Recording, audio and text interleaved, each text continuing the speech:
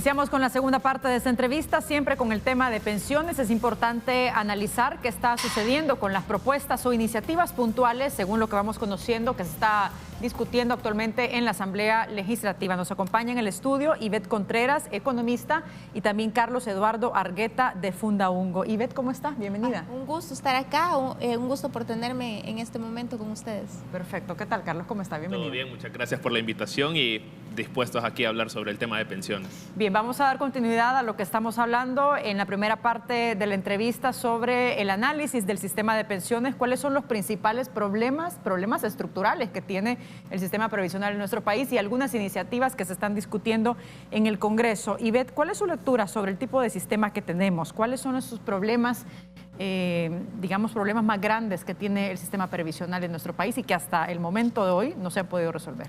Perfecto.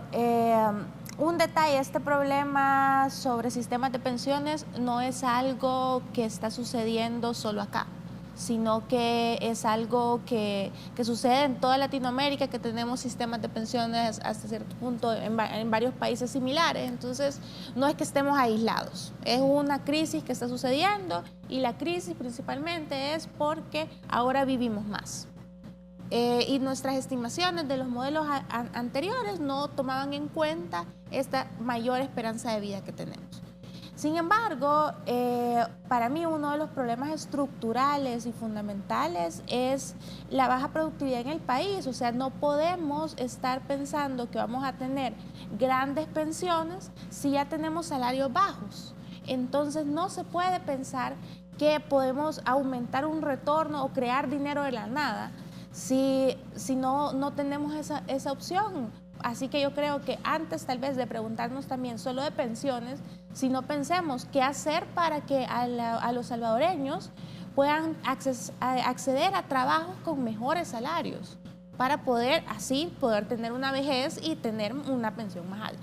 Entonces, tal cual el sistema que tenemos no sería, digamos, realizable o factible que se puedan ofrecer mejores pensiones cuando los salarios en este país son bajos y hay una alta informalidad. Exacto. Completamente de acuerdo. O sea, no cualquier propuesta en ese sentido, digamos, no es sostenible. Es un parche porque hay algunas ayudas. O sea, no quiero decir que cualquier propuesta no va a contribuir, pero aquí hay un problema de fondo que aunque hagamos algunas reformas, yo creo que la mejor propuesta es apostarle a sectores productivos en el país y enfocarnos en aumentar salarios.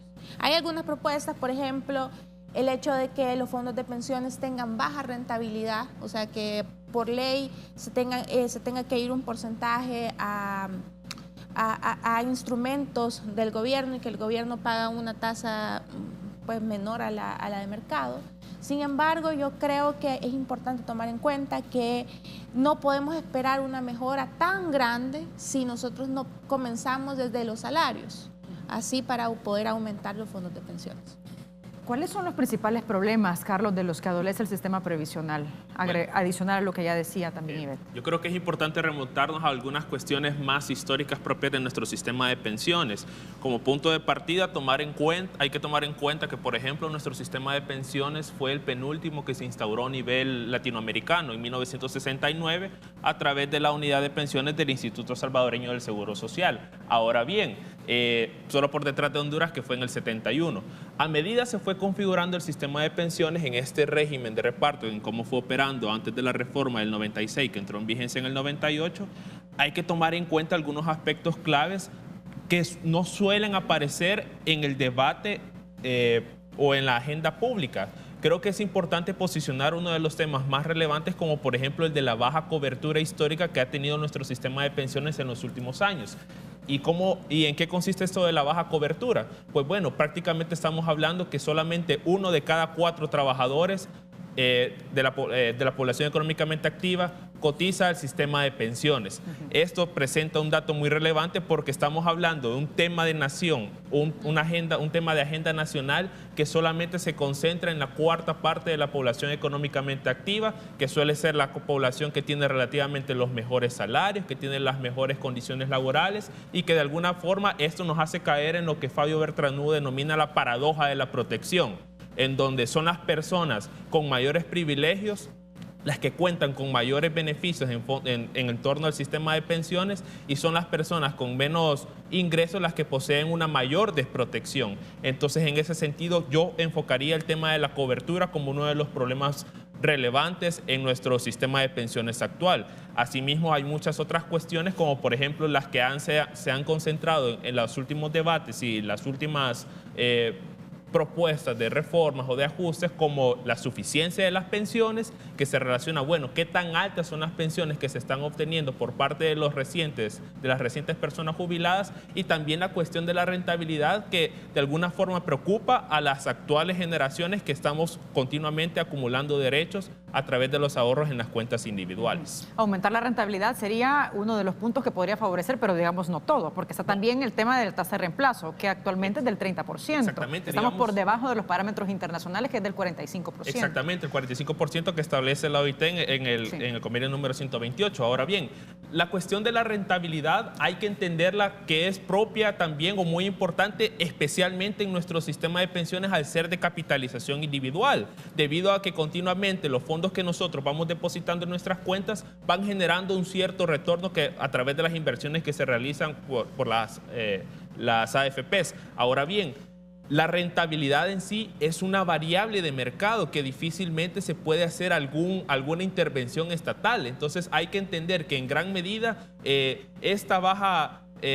rentabilidad que hemos obtenido en nuestros fondos de pensiones atañe a situaciones del mercado. Obviamente también hay otras situaciones contextuales, como por ejemplo el hecho de que los SIPs durante una importante parte del tiempo fueron devengando pocas tasas de rentabilidad, pero que esto en alguna manera estaba explicado por cómo se había definido la tasa de rentabilidad de los SIPs, que era a través de la LIBOR de 180 días más una sobretasa de 0.75%. Vino la crisis económica y financiera de 2008-2009, esta LIBOR cayó a prácticamente 0.25%, más el 0.75%. Los fondos, o la gran mayoría del fondo que estaba invertido en los SIPs, estaban devengando una tasa del 1%. Entonces, es obviamente que estas situaciones generaron importantes problemas a la hora de la acumulación de los ahorros de los trabajadores. A ver, otro de los puntos importantes y que hasta el momento yo no he observado en las propuestas que se hacen en la Asamblea Legislativa tiene que ver con la edad de cotización. Y sobre todo en el caso de las mujeres, cotizan 5 años menos, y de acuerdo con la Organización Internacional del Trabajo, tenemos que el 15% menos de salarios haciendo exactamente los mismos trabajos. Entonces, ¿cómo se puede resolver este punto y por qué no está dentro de la agenda nacional de la discusión de pensiones? Ahí tocaste un punto fundamental. O sea, en las mujeres tenemos el problema que estructuralmente recibimos menores salarios por cualquier razones. Y además cotizamos menos tiempo. Eso implica que nuestro flujo de ahorro que podemos tener en las pensiones va a ser menor que el que tenga un hombre en situación similar. Y las mujeres vivimos más. O sea, tenemos por ejemplo, en este país tenemos una esperanza de vida mucho más amplia por diferentes razones. Una principal puede ser el tema de los homicidios que están concentrados principalmente en hombres, cualquier otra razón, pero tenemos una esperanza de vida mayor. Entonces, tenemos menos recursos para un periodo más largo de nuestra vida. Por lo que sí creo que es fundamental que se tome en cuenta estos cambios demográficos, no los podemos negar. O sea, las mujeres estamos viviendo más, estamos teniendo un salario en promedio menor que nuestros pares, y además tenemos una edad de jubilación menor. Entonces, considero que sí es muy importante el tema tomar el tema de género en este debate, que a veces no se discute. Ha quedado relegado. Ha quedado relegado y es fundamental. Perfecto, vamos a hacer una pausa, pero regresamos enseguida con más de este análisis. Les recuerdo que estamos en las redes sociales para que participe, haga sus preguntas, comentarios, reacciones sobre lo que estamos conversando esta mañana, sistema de pensiones y propuestas. Estamos en la cuenta de Twitter como República 33 TV, a través de WhatsApp 7318-7627, y también estamos en Facebook como República TV 33. Regresamos.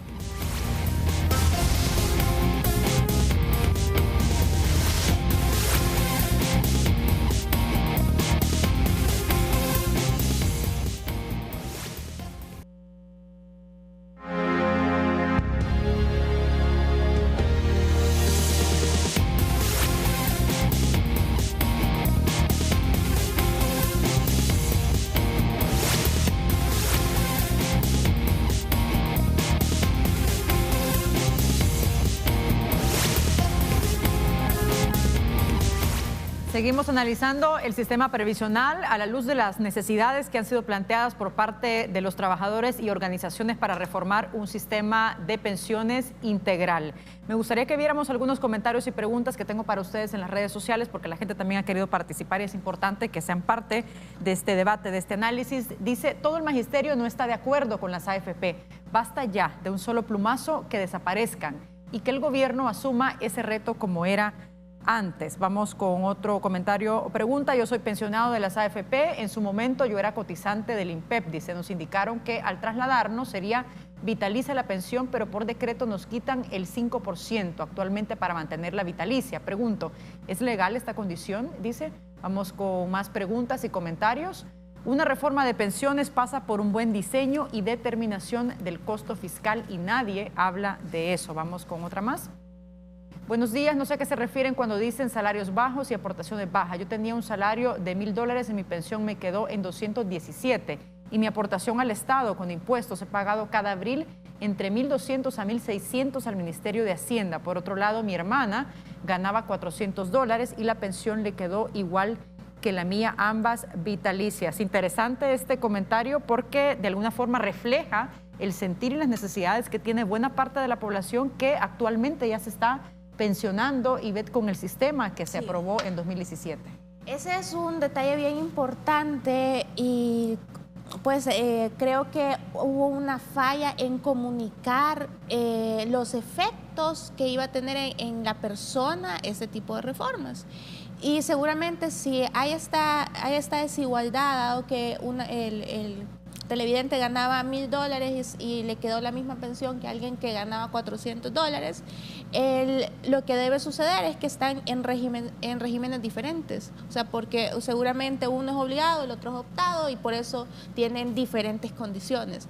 Esta desigualdad se hablaba en el primer bloque, incluso de que al hacer esta reforma de pensiones se ha creado esta desigualdad y por eso es complicado poder aclarar estas expectativas. ¿Por qué? Porque esa persona que ganaba los $1,000 probablemente esperaba tener una pensión más alta, pero la información que él tuvo no fue detallada sobre cuánto era lo que en verdad iba a recibir dado el cambio en la pensión.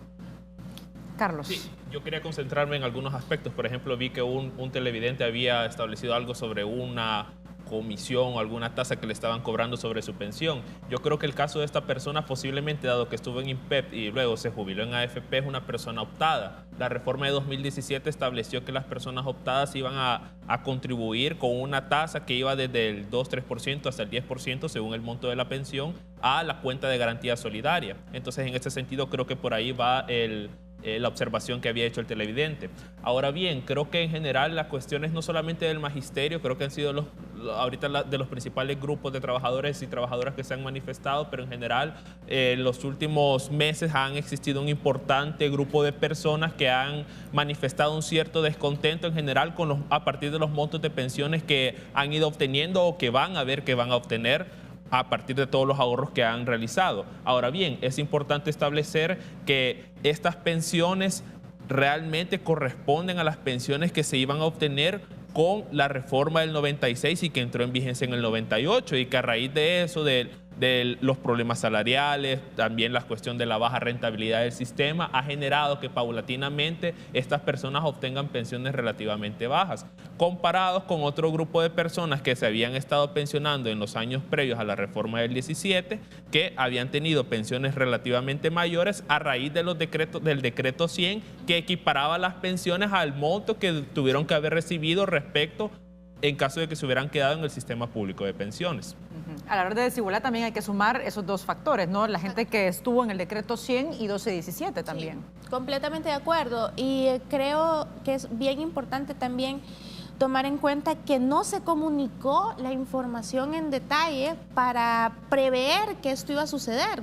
Entonces, la gente que ahora ya se está jubilando ya está viendo estos patrones, pero los está viendo, no se pudo preparar porque no tuvo información detallada de cuánto iba a ser, con años de anticipación. Entonces también eso es complicado. Eso debería ser ejemplo porque aquí me da pauta para hablar de un tema que también es interesante y es la inclusión que esta discusión en la Asamblea Legislativa tiene que dar a las personas trabajadoras. Hasta el momento vemos que se hacen discusiones, se crean comisiones, por ejemplo, y el sector de trabajadores no está en las discusiones estas propias, que debería de tener una participación importante, ¿no? De acuerdo, creo que el tema es complejo, o sea, no es tan sencillo, pero sí se pudiera explicar, y hay casos de otros países en donde las personas pueden acceder antes de su periodo de jubilación y estimar cuánto van a tener de pensión para poder prepararse. También es una información que les puede servir a largo plazo,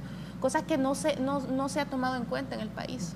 Hay otro aspecto del sistema de pensiones que también preocupa mucho, y es el peso que tiene la deuda previsional sobre la deuda pública. Sí. Carlos, a su juicio, ¿qué elementos una reforma de pensiones debería incluir para reducir esta deuda previsional? O por lo menos colocarla en una trayectoria descendiente en el tiempo. Claro, solo para poner en contexto, estamos hablando de que la deuda pública del sector público no financiero, valga la redundancia, sin pensiones ronda el 50-51%, sí. Ya incluyendo el monto de pensiones sobrepasa el 70%, entonces estamos hablando de 20 puntos de diferencia que tiene un peso relevante para las finanzas públicas del Estado.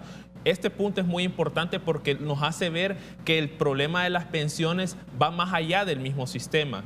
Toca también aspectos vinculados con el tema fiscal, aspectos relacionados con el mercado laboral y otros puntos muy importantes que hay que tomar en cuenta a la hora de proponer alguna reforma. En ese sentido, desde Fundaungo se viene proponiendo la idea de una reforma integral, pero no cualquier reforma es una reforma integral. El punto de partida para una reforma integral es que se conformen diferentes mecanismos para establecer un diálogo social articulado, intersectorial, y que de alguna manera pueda generar alguna continuidad a lo largo del tiempo. Me quiero detener acá porque tengo que hacer una pausa, pero al regresar es importante que expliquemos qué compone esa reforma integral. Perfecto. Hacemos corte, regresamos en breve, no nos cambien.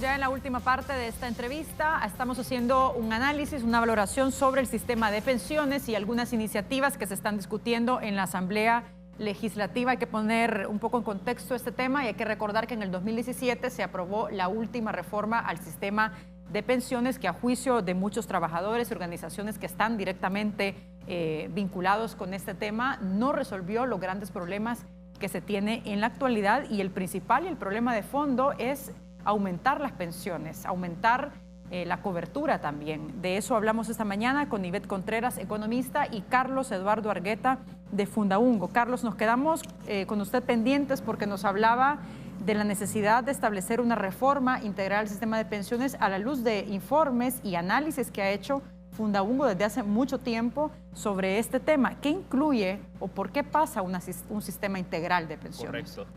Fundaungo tiene 25 años de estar analizando el tema previsional en El Salvador, incluso a nivel regional, y desde 2011 venimos posicionando en la agenda la necesidad de una reforma integral. Pero ¿cuáles son los aspectos claves que incluye una reforma integral del sistema de pensiones? En primer lugar, que como aspecto transversal, esta necesidad de un diálogo social que incluya la participación de diferentes sectores. ¿Cuáles son, por otro lado, los aspectos relevantes que tiene que incluir una reforma de pensiones? En primer lugar, tratar el tema de la cobertura, porque ha sido un tema excluido desde hace bastante tiempo. Para una manera de ejemplo, el sistema de pensiones salvadoreño no se ha preocupado, por ejemplo, de cómo buscar mecanismos creativos para incorporar a sectores tradicionalmente excluidos, como por ejemplo trabajadores agrícolas, trabajadores independientes. Hay experiencias en otros países que nos permitirían de alguna manera analizarlas, obviamente haciendo un respectivo estudio técnico, de tal forma que ver qué tan factible es aplicarla. Otra cuestión clave es la relación entre los beneficios o la suficiencia de las pensiones con la rentabilidad, o más bien la sostenibilidad financiera y actuarial del sistema, tanto de corto, mediano y largo plazo. Otro detalle relevante tiene que ver con ir cerrando poco a poco las brechas o disparidades que existen entre diferentes grupos, ya sea entre grupos etarios, entre hombres y mujeres, y aspectos y otras barreras que impongan tanto, no solamente en el sistema de pensiones, sino en el mercado laboral. Es decir, implica temas más allá del sistema de pensiones. Y yo me quiero detener en un punto clave que tiene que ver con la educación previsional. O sea, mucho se habla de este tema, pero en muchas medidas es un tema bastante técnico y que por eso de alguna forma la población no logra involucrarse plenamente por cómo se manejan ciertos términos, por cómo se maneja la información, cómo se comunica. Y a manera de ejemplo, yo quiero citar unos datos de la encuesta longitudinal de protección social de 2013 aquí en El Salvador. Teníamos que para esa fecha aproximadamente el 50% de los cotizantes al SAP desconocía cómo se calculaba su pensión. Solamente el 6% expresaba que conocía cuál era la comisión que cobraba la AFP por motivo de administración de la cuenta. Y el 48.1% de los trabajadores conocía la edad actual de retiro. Entonces, de alguna forma, y ese conocimiento se iba acrecentando a medida que se acercaba a esa edad de jubilación. Es decir, aquí viene un tema relevante en cómo las futuras generaciones o las generaciones actuales de trabajadores, especialmente los más jóvenes, se van involucrando en mayor o menor medida, porque de alguna forma esto va a generar importantes impactos, no solamente para la vida de cada una de las personas trabajadoras, sino también para el Estado. Es decir, estamos en una transición demográfica en donde la población relativamente está envejeciendo, y solo para terminar de dar este dato, actualmente estamos hablando como del 8 o 10% de población adulta mayor. Vamos a estar hablando en 2050 de aproximadamente el 20% según las proyecciones de la Digéstica. Entonces, esto va a representar un enorme peso tanto para los sistemas de pensiones como para los sistemas de protección social de todo el Estado en general. Ivette, ya para ir finalizando, ¿cuáles son sus conclusiones sobre una reforma al sistema de pensiones integral y que realmente se pase la discusión desde una perspectiva política a una técnica como se requiere? En primer lugar, excelentes ideas las que se mencionaban, que han estado trabajando en Fundaungo. Solo quisiera agregar que una reforma de pensiones, aunque es un eje transversal y fundamental en la economía, yo creo que esta debe ser acompañada también con una estrategia productiva para aumentar estos salarios y así poder permitir unas mejores cotizaciones y también, por lo tanto, unas mejores pensiones. Entonces, no podemos crear dinero del aire, sino que para poder garantizar que más personas tengan acceso a un retiro digno, necesitamos aumentar la productividad en el país y además pues garantizar de mejor manera que más personas participen en el sistema para no dejarlos atrás. Vamos a cerrar con algunos comentarios y preguntas que tenemos en las redes sociales, donde la gente también ha querido participar. Roberto Capacho dice, al final el gran problema es la pensión con menos de $300 no vive. La pensión de hoy es muy baja, por supuesto. Vamos con otro más. Dice también Roberto Capacho, a los salvadoreños decirles que en El Salvador hasta con nuestro dinero que ahorramos se pelea el Estado y las AFP. Y los funcionarios que velan por nuestros intereses, ¿dónde están? Solo pidan votos, regresen por favor lo justo en nuestras jubilaciones a los que ahorramos en este momento para otros. Vamos con otro más. Vilma Aide dice, tanto que cuesta que le den su pensión, pero a la salida de los DUI Centro están afiliando a los que sacan por primera vez. Vamos con otro más. Aníbal dice, ¿cómo se explica que 2 empresas AFP mantienen en postración y esclavitud a los trabajadores? Con esto finalizamos. ¿Sus comentarios breves, Carlos? Claro, prácticamente estamos hablando, por ejemplo, en el tema de la afiliación, esta cifra, cuando uno revisa las estadísticas del sistema de la Superintendencia del Sistema Financiero, es una cifra inflada. Actualmente estamos hablando del 117% de afiliados respecto a la PEA. Entonces, esto de la afiliación es más una cuestión administrativa, pero afiliarse no necesariamente implica estar adquiriendo derechos para pensionarse en el futuro. Y, por ejemplo, esto del debate sobre el monto de las pensiones va a ser algo que va a seguir posicionándose en la agenda nacional de corto y mediano plazo, y por tanto es necesario que desde este punto de vista se ponga como punto de partida la necesidad de esta reforma integral que venimos insistiendo desde Fundaungo. Ivette. Para finalizar, yo solo insistiría que una reforma integral debe estar basada en criterios técnicos, dejar atrás un poco los criterios políticos que se han utilizado, y hay personas capaces y hay organizaciones que han trabajado el tema. Entonces, tomar en cuenta estos análisis y pues pasar de estar haciendo política pública con ojos cerrados a política pública basada en datos y que nos permita realizar mejores estimaciones de cuánto vamos a necesitar para cubrir estas pensiones. Perfecto, gracias por habernos acompañado esta mañana. Muchas gracias, Carlos. Muchas gracias por la invitación. Con esto cerramos, será hasta mañana. Fuerte abrazo. Buenos días.